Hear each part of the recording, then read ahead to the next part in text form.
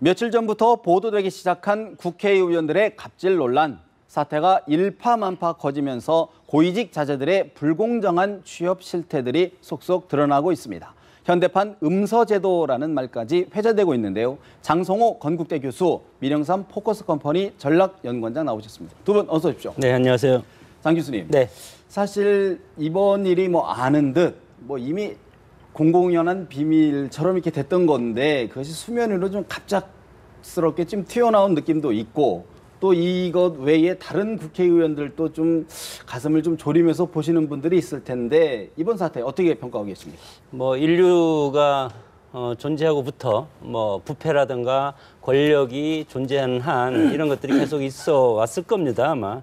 그러나 이제 부모가 자식 걱정하는 것은 인지상정이지만 국회의원이라든가 국가의 공복이라는 사람들은 모든 국민들을 위해서 일하고 그리고 모범적인 모습을 보일 필요가 있는데 그런 것이 지금 빙산의 일각이 저는 드러났다고 봅니다. 그렇기 때문에 민주주의라는 것은 뭡니까?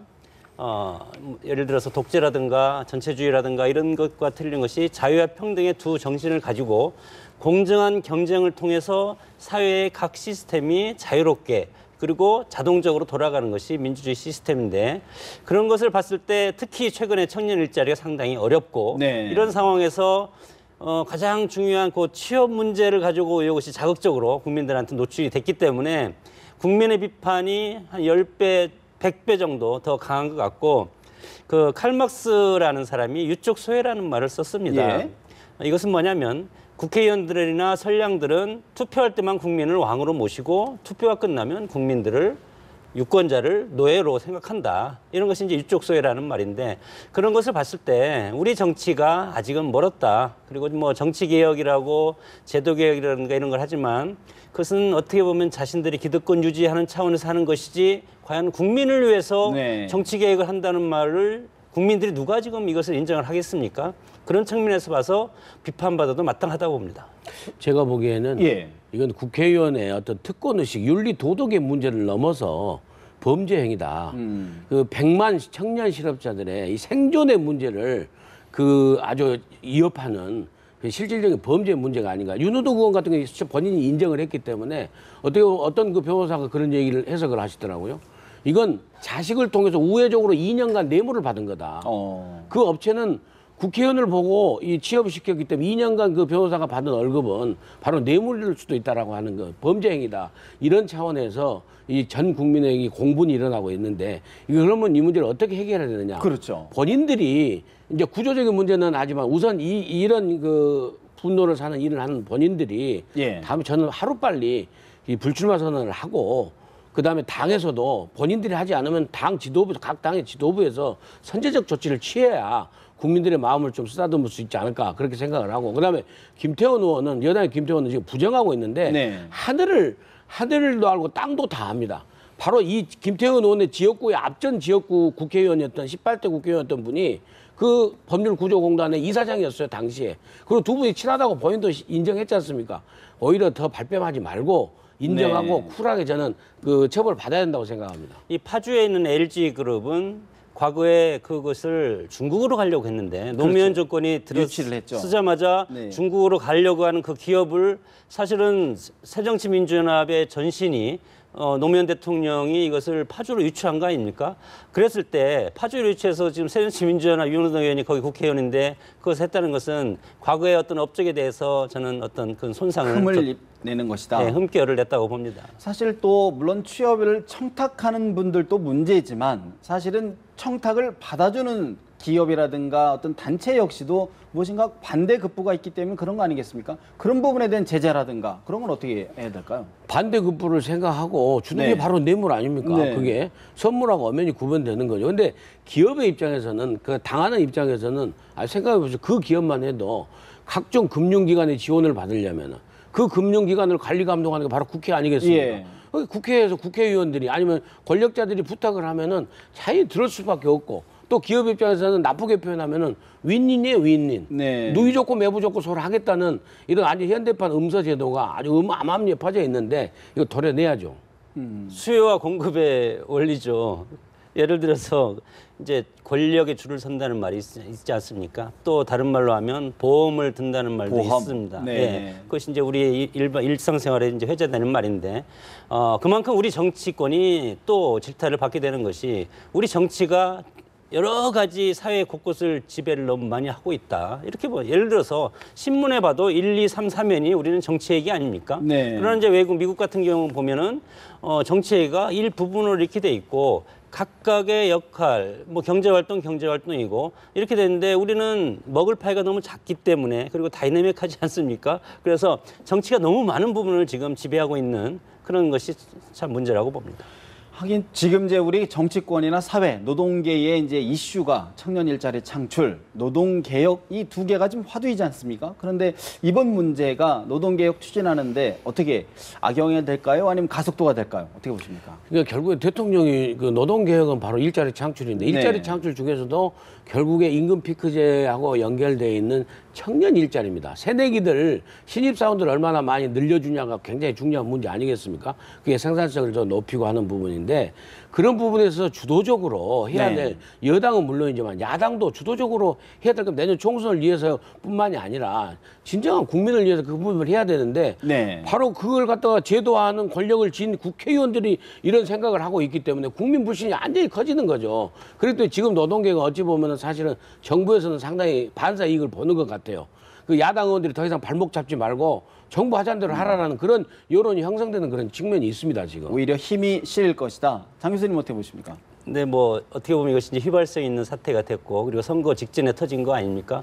오히려 정부의 노동개혁은 야당이 적극적으로 참여할 수밖에 없는 퇴로를 차단해주는 그런 아주 잘 터진 사실 사건인데 예. 뭐 안 좋은 거지만 그래서 기회적으로는 보면은 긍정적으로 우리 청년 일자리 창출하는 데는 기여할 것으로 봅니다. 역설. 또 김영란법의 국회의원들의 이해 충돌 방지 조항, 예를 들어서 자기 자신의 어떤 이해와 충돌되는 겹치는 부분은 못하도록 금지하는 부분이 빠졌기 때문에 지금 이런 일이 빚어졌다라는 게 이상민 위원장의 견해인데 장 교수님 어떻게 보십니까? 뭐 저도 거기에 뭐 동감을 하고 우리 이상민 의원은 대전 충청 지역에서 아주 앞서가는 정치인이라고 평판이 좋은데 이 김영란법 같은 경우는 직무 관련성이 없어 처벌이 가능한 거고 세 가지지 않았습니까? 두 번째는 부정청탁을 해도 돈이 오고 가지 않아도 처벌할 수 있는 거고 네. 사실은 세 번째가 저는 가장 중요하다고 봤는데 세 번째가 이해충돌 방지죠. 근데 이것이 이제 빠졌습니다. 그래서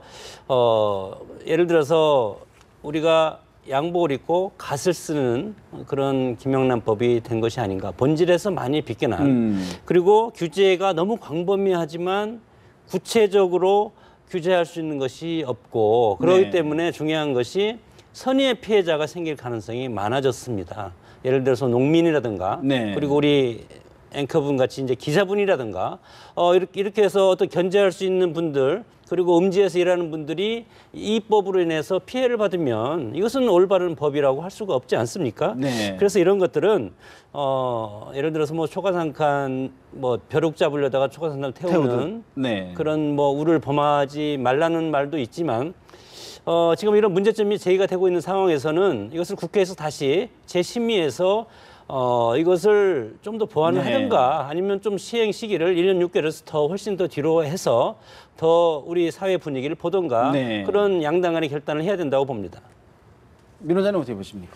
그러니까 가장 중요한 그 세 덩어리 중에 한 덩어리 이해충돌 방지 조항이 빠지고 정작 그 중에서 또 하나 당사자인 국회의원들, 네. 그다음에 시민단체 이런 데는 쪽 예외를 빠지고 했죠. 언론인들만 넣고 그리고 또 다른 조항에서 너무 포괄적인 측면이 있어요. 그 이해충돌 방지 조항이 빠진 부분도 부분이지만 다른 데 포괄적인 부분이 있어서 결국 말씀하신 그 농민들이 피해보는 네. 아예 한우를 명기하고 구체적으로 법이라는 것이 일반적인 원칙을 정해놓고 난 다음에 나중에 법원에서 그 구체성으로 이제 이게 뇌물인지 아닌지 판단을 하는 거 아니겠습니까? 그게 너무 포괄적인 거죠. 그럼 한우는 안 되고 그럼 미국 소는 됩니까?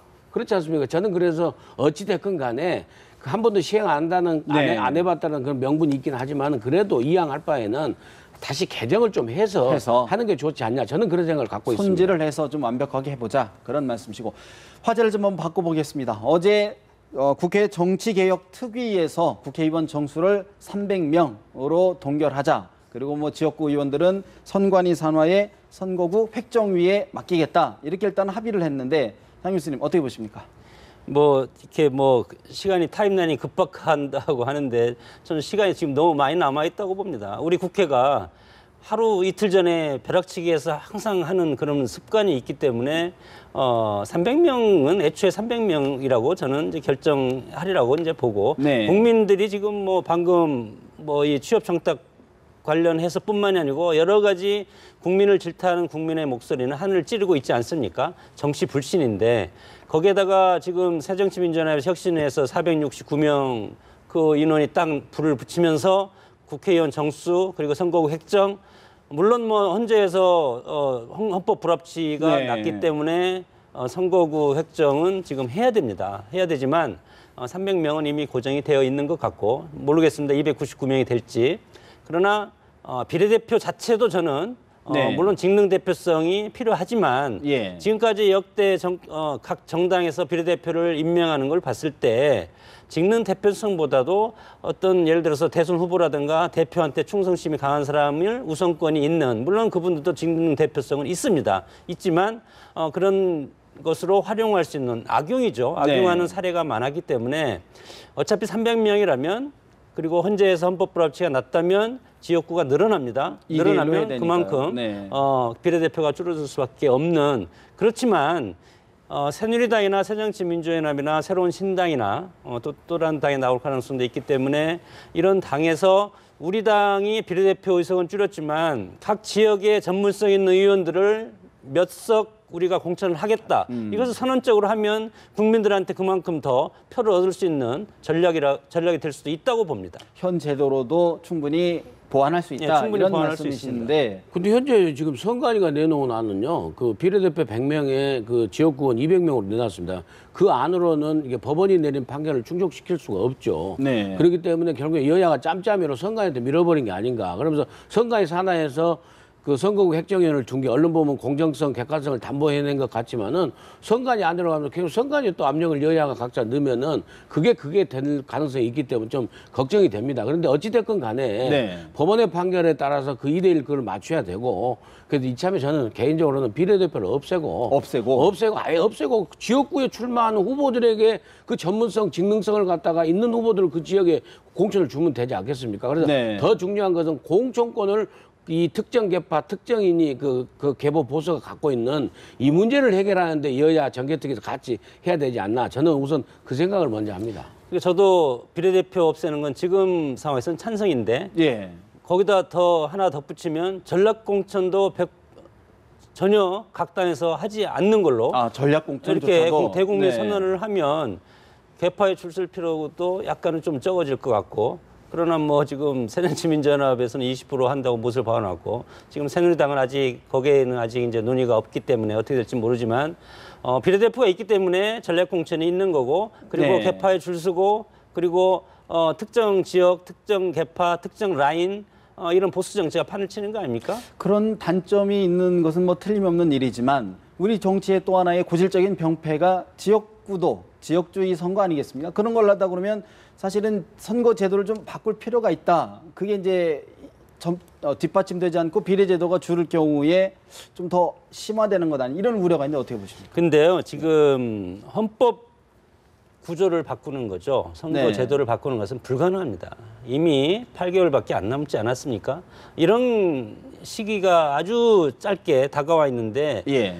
지금 선거구 이 자체도 지금 못하겠다는 거 아닙니까? 그냥 가겠다는 겁니다. 여야는 보면은 물론 국민들 눈을 보고 우리가 열심히 이렇게 해서 밀고 당기고 해서 이것이 국민을 위해서 한다고 하면은 할 말이 없지만 지금 시간이 얼마 안 남았기 때문에 예를 들어서 오픈 프라이머리라든가 네. 뭐 권역별 비례대표라든가 그리고 선거구제, 중대선거구제라든가 이런 것들은 상당히 지금 하기가 어려운 어렵다. 시점까지 와 있기 때문에 네.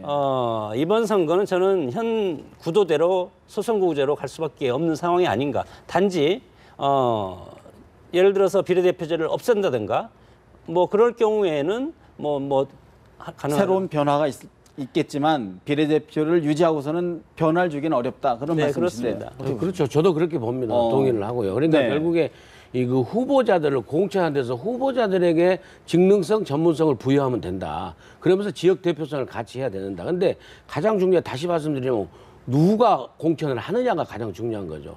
그게 정파의 이익을 위해서 또 본인의 어떤 그 대권 정치적 계산에 의해서 특정인을 갖다 이렇게 몰아붙이고 하는 것, 그것이 가장 이제 고쳐야 될 부분이고, 네. 프로스로서 앵커께서 지적하신 정말 이 만국병인 지역감정 지역구들을 어떻게 깰 것인가, 그런 부분은 안타깝게도 중선거 구조로 갈 수도 있는 거고 여러 가지 제도를 바꿔야 되는데 현실적으로 어렵지 않습니까? 그래서 저는 이 정수 조정을 300으로 한정시켰기 때문에 이 안에서 비례대표를 유지시킨다고 그러면은 정말 권역별 비례대표제를 정말 몇 명씩이라도 한번 고민해 볼 시점이 아닌가, 그런 생각은 해봅니다. 네. 그 전제하에서 숫자를 안 늘리고 네. 최대한 최소 한번, 그래서 정말 구체적으로 말씀드리면 호남에서도 새누리당 국회의원이 나와야 되고 영남에서도 새정치연합 국회의원이 나와야 그래야 깨지는 거 아니겠습니까? 지역구도가. 이런 노력을 정말 정계특위든 여야가 실질적으로 해야 된다고 봅니다. 근데 이제 협상이라는 네. 것이 똑같이 이익이 있거나 똑같이 손해를 봐야 되는데, 지금 뭐 권역별 비례대표제 같은 경우는 새누리당이 이제 손해 본다고 나와 있기 때문에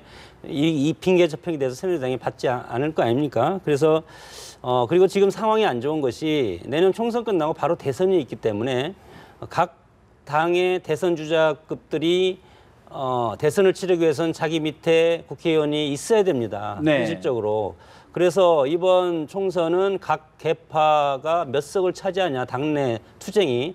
예를 들어서 본선에 나와서 여야당이 싸우는 것보다도 공천 전쟁이 훨씬 더 치열하고 어떻게 보면 당이 문을 닫을 수도 있는 그런 지경까지 가지 않을까 싶습니다. 그런 가운데 지금 새누리당에서는 사실 김무성 대표가 오픈 프라이머리 제도를 강하게 밀어붙이고 있는데 당내에서는 이거 안 된다, 현실적으로 어려운 것 아니냐, 특히 이제 친박계 의원 중심으로 얘기 나오는데 오늘 이정현 최고께서 최고중진위원회에서 오픈 프라이 제도 단점 많다 이렇게 얘기하니까 김무성 대표 바깥에 나와서 기자들에게 개인 의견이다 이렇게 일축을 했거든요.